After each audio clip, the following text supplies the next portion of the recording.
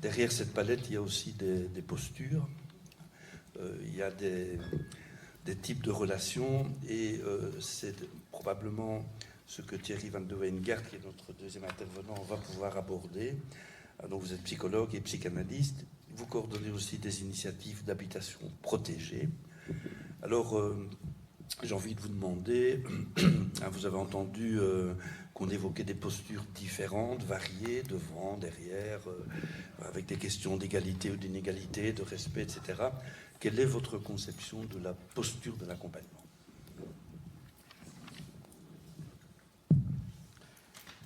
Bonjour. Oui, mais donc mon texte est construit pour répondre à la question qui vient de m'être posée. Donc je vais prendre mon texte. Et voilà. Et je me rends compte déjà que il va avoir des intersections, même des recouvrements avec les deux exposés qu'on vient d'entendre. Tant celui d'Alain, dont je ne connais pas le nom de famille, que de Madame Laurence Rosy. Donc ma réflexion sur l'accompagnement est issue de mon expérience dans un secteur particulier qui sont les initiatives d'habitation protégée. Alors, dis vite pour ceux qui ne sauraient pas de quoi il s'agit. Donc c'est un secteur qui relève de la santé mentale et qui accueille des personnes qui sont socialement, sont bien souvent reconnues comme handicapées. Alors c'est peut-être une définition un peu surprenante, mais ça veut dire qu'elles ont droit à des allocations relevant du SPF personnes handicapées. Cette qualification qui leur est attribuée est consécutive à l'octroi d'allocations parce qu'elles sont exclues du chômage, de la mutuelle, du CPAS. Ces derniers considérant que ces personnes ne relèvent pas de leurs compétences. C'est pénible pour certains d'être ainsi épinglés d'un terme dans lequel ils ne se reconnaissent pas. Pour faire court, je dirais que ce qui caractérise celles et ceux que nous accueillons sont leurs difficultés à s'inscrire dans le monde qui les entoure, de savoir y faire avec l'autre, et j'ajouterais, et avec la langue commune. Leur rapport décalé à la réalité commune et aux exigences de l'époque les marginalise. Nous leur proposons un logement et un accompagnement pour, je laisse en suspens le compliment, puisque notre choix est de ne pas savoir a priori l'objet de l'accompagnement. Il y a avec chacun quelque chose qui doit se co-construire. Je pense que ce qui est valable pour ce secteur peut entrer en résonance avec ce qui se passe dans ceux de l'aide sociale et dans vos pratiques multiples.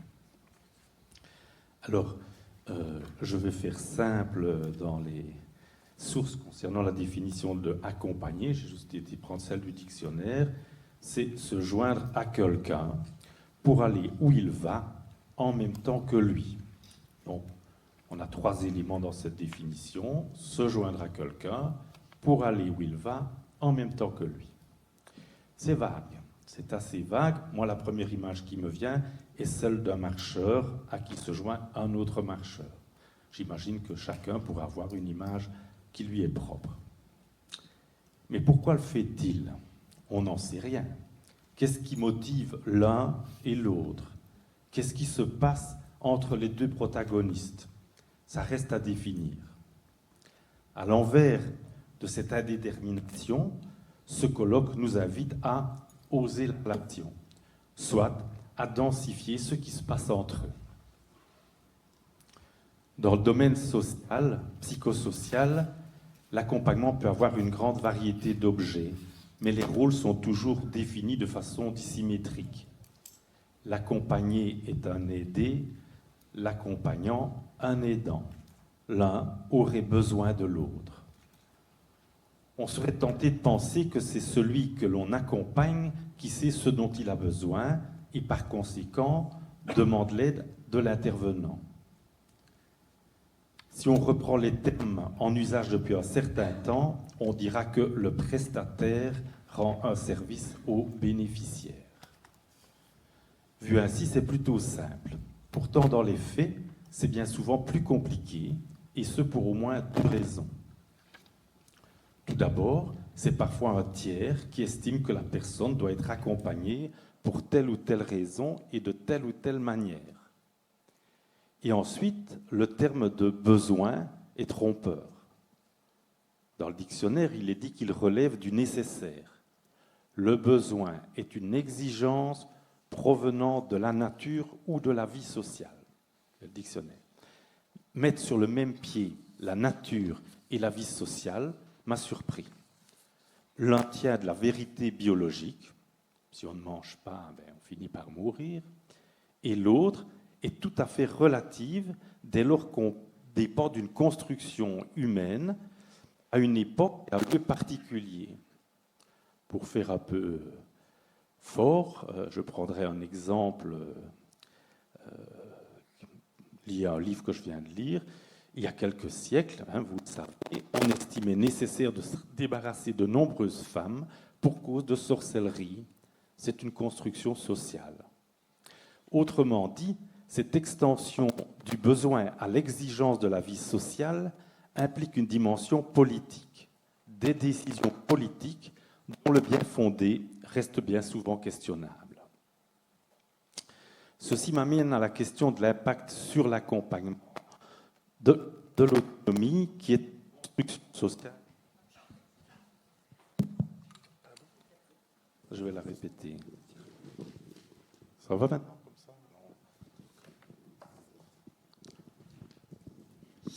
Je vais me rapprocher de vous. Voilà.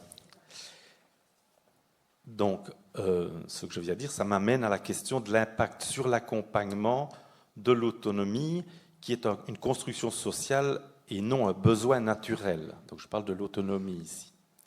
C'est un idéal contemporain, indissociable de l'individualisme, qui a infiltré la définition des missions en matière d'aide sociale et de santé. La perspective est de faire évoluer les capacités de tout individu de manière à ce qu'il puisse se débrouiller en étant le plus indépendant et le plus responsable possible. Une même série de mots revient systématiquement. Vous les connaissez, insertion, contractualisation de l'aide, activation ou optimalisation des capacités, responsabilisation. Ici, on n'attend pas de l'accompagnant de répondre aux besoins exprimés par la personne, mais aux attentes de ceux qui financent les institutions d'aide et de soins. Donc, c'est particulièrement le cas pour les habitations protégées, où l'arrêté royal stipulait que les IHP ont, je cite, une mission d'encadrement axée essentiellement sur le développement maximal de l'autonomie individuelle et qu'il s'agit, entre autres, d'apprendre des aptitudes sociales et des aptitudes administratives, par exemple en ce qui concerne la gestion de l'argent et aussi organiser et stimuler l'occupation du temps de façon utile. Ce dernier mot, utile, plus encore que d'autres, montre à quel point on s'éloigne de la prise en compte du bénéficiaire comme d'un sujet ayant des désirs, des aspirations et des besoins qui lui sont propres. On est loin de l'image du compagnon de marche. Dans cette vision du travail, c'est l'accompagnement qui sait où aller, où il doit mener l'accompagné. Autrement dit, il le précède, lui apprend et le surveille. C'est une pente autoritaire de l'aide, même si, dans le discours, elle est enrobée de bienveillance. Comme le dicton l'indique, l'enfer est pavé de bonnes intentions. Le secteur de la psychiatrie dont les IHP font partie est enseignant à cet écart parce qu'il s'y manifeste de façon éclatante les impasses d'une telle politique. Cette politique fondée sur une stricte objectivation oublie radicalement que les dynamiques psychiques, relationnelles et contextuelles sous-tendent l'existence, l'absence ou les ratés des dites aptitudes. Autrement dit, l'absence de telle ou telle aptitude n'est pas systématiquement le résultat d'un défaut ou d'une absence d'enseignement, voire d'un oubli d'apprentissage. Cette réalité subjective, relationnelle et contextuelle, complexe, annule la pertinence d'une approche purement pédagogique.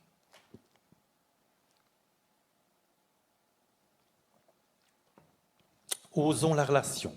Titre de ces journées, je l'entends comme une initiative à faire un pas de côté par rapport aux impératifs utilitaristes venant du discours managérial qui a envahi quasi toutes les sphères d'activité. Osons la relation, c'est d'abord être à l'écoute de ceux qu'on accompagne, c'est-à-dire oser faire place à un lien où la parole du sujet compte pour déterminer les modalités de l'aide octroyée et en deçà lui permettre d'exister auprès de l'autre avec ses mots, parfois ses divagations, entre autres, autrement dit, c'est ce qui le singularise. Donc la question, c'est quelle place pour la singularité fut-elle divagante? Pour illustrer mon propos, je vous propose quelques vignettes assez éclairantes à mon avis.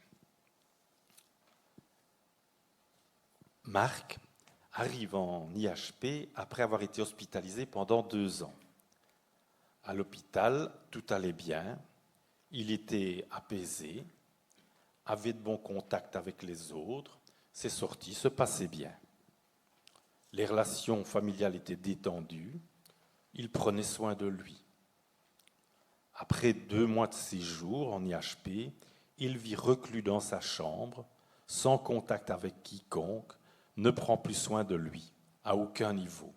Il ne se sent pas bien du tout. Que s'est-il passé? Vivre à l'hôpital et devoir y retourner tous les soirs constituait pour ce résident des balises, des routines qui le maintenaient à distance de certaines fréquentations et régulaient le temps passé dans sa famille. Ses proches ne lui demandaient rien et lui n'attendait rien d'eux. À la sortie, tout cela s'est rapidement effrité. Considéré comme guéri du fait de ne plus être à l'hôpital, ses parents lui ont fait part d'attentes hors de sa portée. Les choses tenaient pour lui grâce à la réalité quotidienne du lien avec les soignants dans un cadre particulier. Or, ceci ne s'exporte pas. Deuxième vignette, Tom vit en IHP depuis plusieurs années. Son effondrement subjectif, l'apparition de troubles psychotiques envahissants, remonte à plus de 20 ans, alors qu'il menait une vie professionnelle et sociale active sans aucun souci. Ensuite, il a fait de longs séjours à l'hôpital. Déjà. Voilà. Bon. Entre ces séjours à l'hôpital, on l'a encouragé à revivre seul. Mais cela s'est systématiquement révélé impossible. Malgré la prise rigoureuse de ses médicaments, les hallucinations se déchaînaient et il sombrait dans l'angoisse et s'isolait. Dira-t-on qu'il a perdu ses aptitudes sociales? Non, Tom ne les a jamais perdues. Mais dans la solitude, ses troubles psychiques résiduels le pétrifient. Le cadre de l'IHP, la présence et les échanges avec les autres résidents et l'équipe produisent un apaisement qui fait qu'il gère seul et sans problème tous les aspects du quotidien qu'il n'assumait pas en vivant seul. Albert a non seulement besoin d'amis et de présence, mais il souhaite être accompagné dans la plupart de ses démarches. Il nous dit qu'il n'est pas sûr de bien faire les choses. On aurait pu croire que nous allions pouvoir lui apprendre à se débrouiller tout seul, à le rassurer sur ses réelles compétences pour qu'il acquiert la confiance en lui nécessaire à une plus grande autonomie. Pourtant, au fil des années, nous ne constatons pas d'évolution significative. D'une part, la menace d'être malmené par tout interlocuteur ne se réduit pas. Et d'autre part, alors qu'il sait faire pas mal de choses, la simple présence d'un accompagnateur reste une condition pour qu'elle se fasse. L'omniprésence de la certitude d'être laissé tomber ou attaqué est un poids d'horreur qui ne le quitte jamais. Je peux encore parler d'un cas, vite fait, ou bien 30 secondes. À l'écoute du sujet qui ne veut qui ne veut pas dire qu'il s'agit d'un oui inconditionnel, le sujet peut être happé par des dérives qui peuvent lui causer préjudice. Julie se définit et se soutient avant tout de son identité de bonne mère, de bonne grand-mère. Elle donnerait sa vie pour eux, dit-elle, et de fait, elle n'est pas loin de le faire. Elle accepte de garder sa petite fille jusqu'à l'épuisement et fait des cadeaux jusqu'à s'endetter. Elle constate et reconnaît que c'est un problème, mais nous dit ne pas pouvoir s'en empêcher. La question est alors de trouver avec elle une façon de faire bord. Elle ne peut envisager que l'intervention d'un tiers. Dans ce cas, ce sera une lettre adressée à ses enfants par son médecin, lui interdisant de porter de jeunes enfants à cause de problèmes lombaires. Dans le cas de Julie, il a fallu attendre l'apparition de signes révélant cette difficulté, les cris d'enfants perturbant les voisins, le non-paiement du loyer, pour qu'elle nous explique ce qui était en jeu pour elle. L'accompagnement n'a pu déboucher sur des solutions qu'à la condition de ne pas nous en tenir à une interpellation pour transgression de ses engagements, et être de son côté, la suivre dans l'élaboration de solutions. Bon, il restera quelque chose sur le texte, pas dit.